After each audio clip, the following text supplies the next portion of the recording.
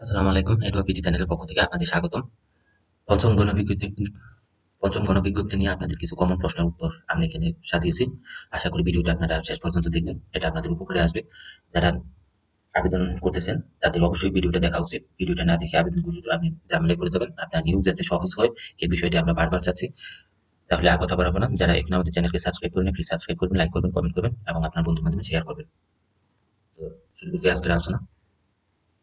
বিভাগীয় শহরের school versus জেলা স্কুল ভার্সেস হচ্ছে নিজ উপজেলার স্কুল কোনটা ভালো হবে? বিভাগীয় শহরে সকল স্কুলই কিন্তু আপনার ভালো নয়, এই বিষয়টা মাথায় রাখতে হবে।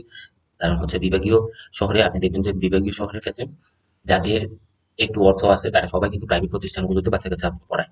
এক্ষেত্রে হচ্ছে আপনার এমপিও স্কুলগুলোতে ওরকম ভালো শিক্ষার্থী এবং ভালো পরিবেশের অবস্থানে নাও থাকতে পারে। সেই বিষয়টা চিন্তা করি আপনারা কি করবেন, বিভাগীয় শহরের স্কুলগুলোকে পছন্দের তালিকায় নিয়ে আসবেন। এক্ষেত্রে অবশ্যই দেখে নিবেন যে ওই স্কুলের অবস্থানটা কিরকম আছে, স্কুলের শিক্ষার্থীর সংখ্যা কিরকম। এগুলি জেনে এগুলো আপনি জানতে পারবেন কোথা থেকে, এটা নিয়ে আমাদের যে একটা ভিডিও দেওয়া আছে কাম শিক্ষার্থী কিভাবে খুঁজে বের করবেন, ওই ভিডিও থেকে আপনারা জানতে পারেন। এবং বিদ্যালয়ের র্যাঙ্কিং অবস্থান দেখে ওই বিদ্যালয়কে আপনি পছন্দের তালিকায় নিয়ে আসবেন।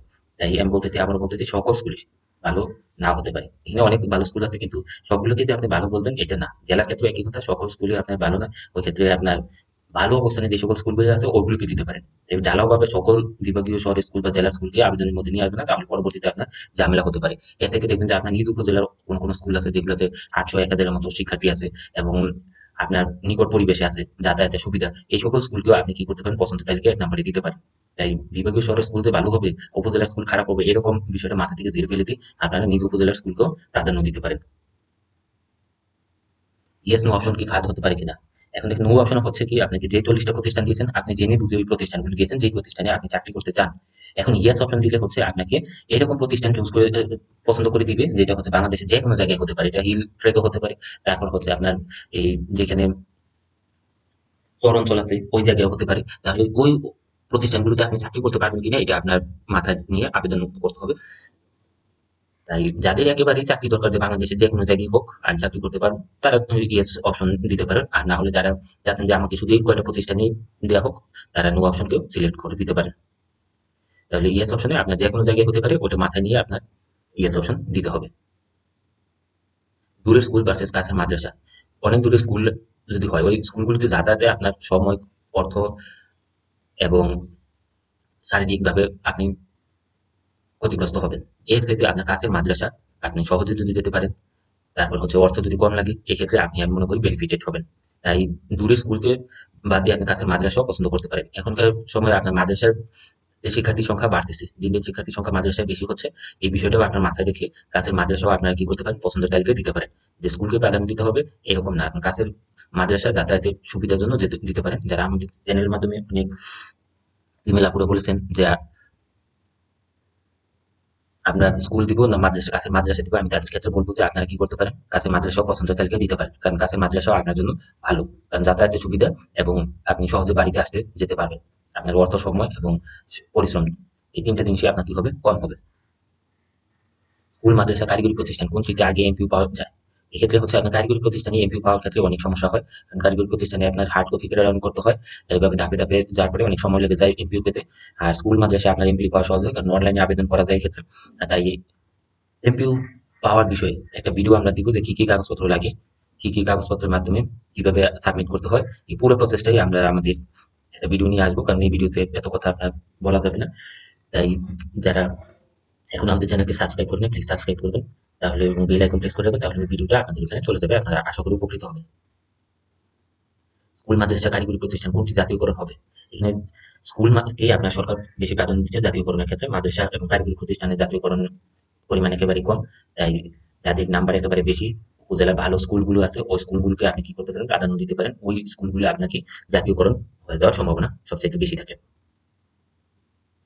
40 পেয়ে নিয়োগ পাওয়া যায় কি? হ্যাঁ, 40 পেয়ে নিয়োগ পাওয়া যায়। অনেকেই আপনার গত গণবিজ্ঞপ্তিতে 40 মার্ক পেয়ে নিয়োগ পেয়েছে। আমরা একটা ভিডিও দিয়েছিলাম যেখানে আপনার 16 এবং 17তম কম্বাইন্ড মেরিট লিস্ট এবং ওই মেরিট লিস্ট এবং কারা নিয়োগ পেয়েছে তাদের একটা মার্কের বিষয়টা আমরা দেখিয়েছিলাম। ওই ভিডিওতে আপনারা দেখতে পাচ্ছেন যে সর্বশেষে 40 পেয়ে অনেকে নিয়োগ পেয়েছে। তাই যে এই ভিডিও ডেসক্রিপশন বক্সে থাকবে, আপনারা দেখে নিতে পারেন। কোন বিভাগে নিয়োগ পাওয়া সহজ? আপনার নিয়োগ পাওয়া সহজে হচ্ছে আপনার সিলেট বিভাগে আমি দেখেছি যে আপনার ওইখানে আপনার নিবন্ধনকারীর সংখ্যা একেবারে কম থাকে। ওই এরিয়াতে আপনার আবেদন করলে আপনার নিয়োগ পাওয়াটা একেবারেই সহজ হয়ে যাবে। চয়েস লিস্ট সাবমিট করার পর এলোমেলো হয়ে গেছে, এখন করণীয় কি? অনেকেই প্রশ্নটা করেছেন যে চয়েস লিস্টে সাবমিট করার পর এলোমেলো হয়ে গেছে, এখন করণীয় হচ্ছে আপনারা এনটিআরসি তে এই বিষয়টা নিয়ে জানাতে পারেন। আরেকটা হচ্ছে এনটিআরসি আপনারা আবেদন করার পর একটা স্পষ্টীকরণ বিজ্ঞপ্তি দিয়েছে, যেখানে হচ্ছে যারা একই প্রতিষ্ঠানে দুইটা শূন্যপদ, একই বিষয়ে দুইটা শূন্যপদ আছে, কিন্তু আপনি হয়তো বা একটা শূন্যপদে আবেদন করছেন আর একটা শূন্যপদে আবেদন করেন নাই। এখন এনটিআরসি বলছে যে আপনার কি করতে হবে, যে দুইটাতে আবেদন করতে হবে। এই বিষয়টা নিয়ে আপনারা এনটিআরসি তে ফোনের মাধ্যমে যোগাযোগ করতে পারেন, যে আপনাদের যাতে সকল আবেদন শেষ হওয়ার পর একদিন সুযোগ দেয় এই সকল সমস্যাগুলি সমাধান করার জন্য।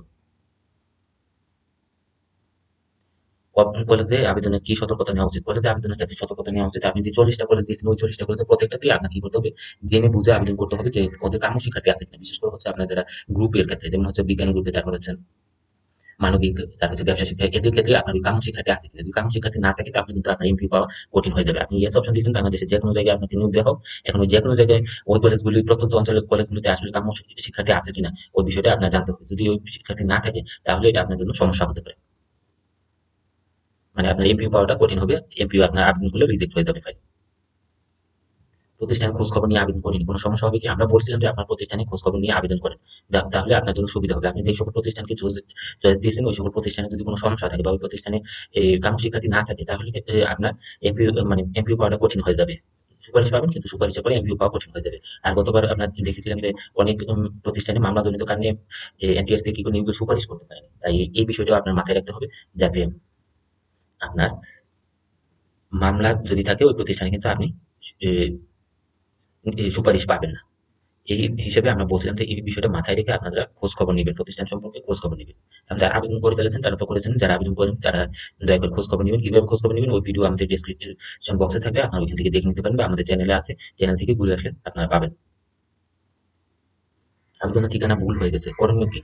ওই একই কথা, যে আপনাদের কি করতে হবে, অবশ্যই এনটিআরসি তে যোগাযোগ করতে হবে। এনটিআরসি যোগাযোগ করে বলতে হবে যাতে আপনাদের আবেদনে সকলে আবেদন 9 তারিখের পর শেষ হয়ে যাবে, তারপর যাতে একদিন আপনাদের সময় দেয় আপনাদের যার যা ভুল আছে ওই ভুল কারেকশন করার জন্য। তাহলে আপনাদের কি হয়ে যাবে, সমস্যার সমাধান হয়ে যাবে।